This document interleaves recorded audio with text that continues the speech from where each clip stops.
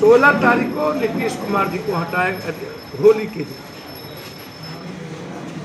मेरा सवाल है कि होली के दिन ऐसी क्या चाइना पाकिस्तान से वार हो रही थी कि आपने नीतीश कुमार को होली के दिन हटाने का निर्णय लिया?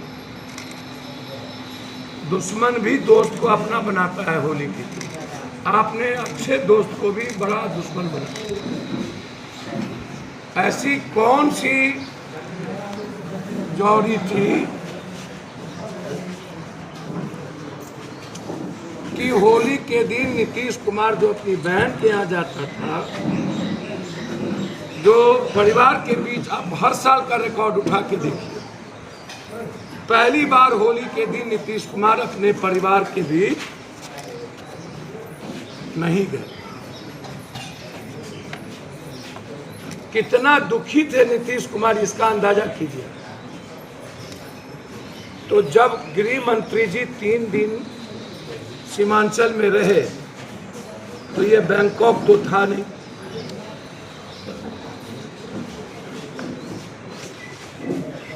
ये स्विट्जरलैंड तो था नहीं, सिंगापुर तो था नहीं। आखिर 3 दिन गृह मंत्री जी सीमांचल में रात्रि विश्राम करके क्या किया, यह भी बताना चाहिए। ना आपने विशेष पैकेज का मूल्यांकन किया, ना ही आपने प्रेस कॉन्फ्रेंस में विकास का मुद्दा आपने रिलीज किया, ना ही आपने मक्का मखान पर आपने कोई चर्चा की, ना ही आपने कोई चर्चा सीमांचल और कोसी या मिथिला के डेवलपमेंट पे की। आपने सिर्फ चर्चा की घुसपैठ की।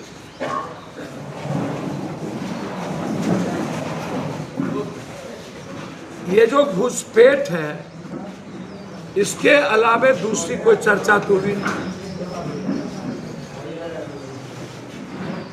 3 दिनों में गृह मंत्री जी बिहार में आए तो सीमांचल रहे, और उस सीमांचल में रहने के बाद उन्होंने 10 किलोमीटर बॉर्डर लाइन की चर्चा की और हल्की सी मानव तस्करी की चर्चा।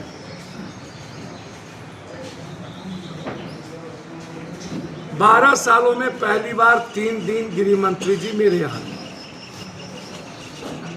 3 दिन रहने के बाद होली के दिन नीतीश कुमार जी की छुट्टी हो गई।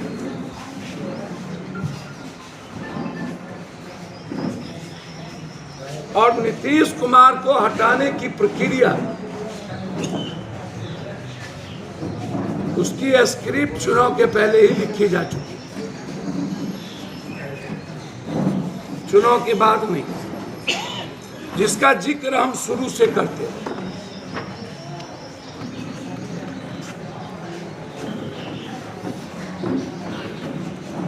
आप इसको समझिए।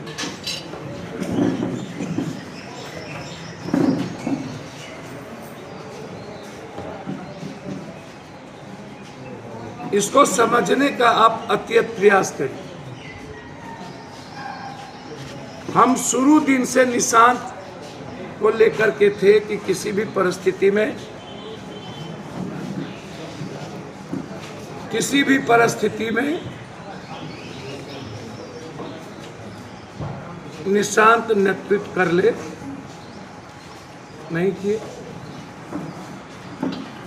चलिए उनका मामला, मेरा मामला है गृह मंत्री जी के आने के बाद नीतीश कुमार का हटना। 1 दिन के बाद पहली बार आज़ादी के बाद लेफ्टिनेंट गवर्नर का होना, और उसी दिन बंगाल में आईबी रैंक के बड़े अफसर रवि को तमिलनाडु से ला करके बंगाल में गवर्नर बनाना। ये इत्तेफाक भी नहीं है, संजोग भी नहीं। तो जब इत्तेफाक भी नहीं है, संजोग भी नहीं है, और गृह मंत्री जी का 3 दिन रहना भी इत्तेफाक और संजोग नहीं है,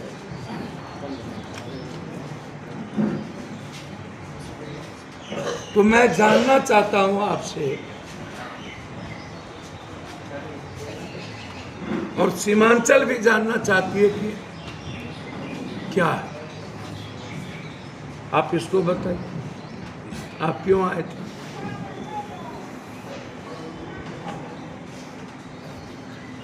सीमांचल पर आपकी गिद्ध दृष्टि पहले से है।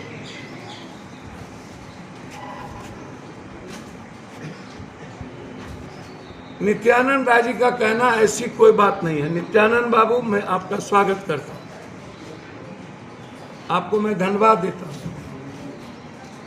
भगवान वर्तमान की सरकार को सद्बुद्धि दे कि बिहार की जनता का दिल अब ना तोड़े न बांटे। पहले ही छत्तीसगढ़, पहले ही उड़ीसा, बंगाल और झारखंड को हमसे दूर कर दिया गया। अब बिहार को बार बार रक्त रंजित और रक्तपात ना किया जाए। बिहार अब सहने की शक्ति नहीं रही। हमारी व्यक्तिगत आशंका ही नहीं है, मैं जान रहा हूं कि सीमांचल कोसी के साथ लगातार साजिश चल रही है हर कीमत।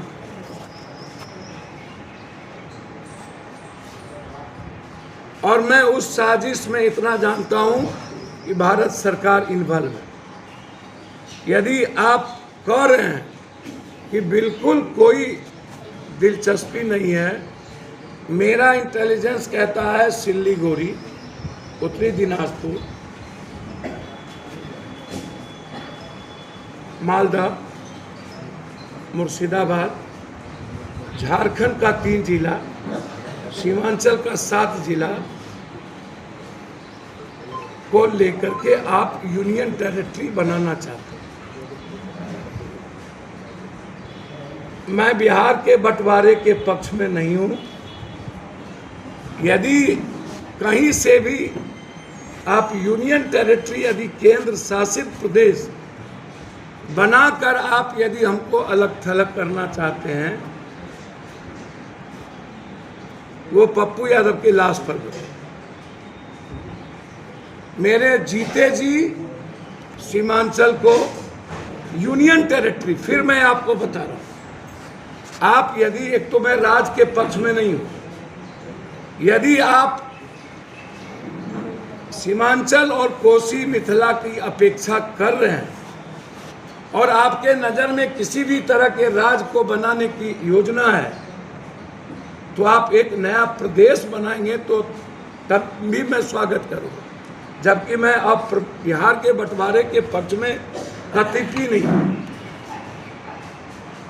यदि पूर्ण राज देंगे, जहां से हमारा अपना मुख्यमंत्री होगा, हमारी सरकार होगी और सीमांचल कोसी मिथिला और इस इलाके की जनता उसका नेतृत्व करेगी। लेकिन यदि आप हमको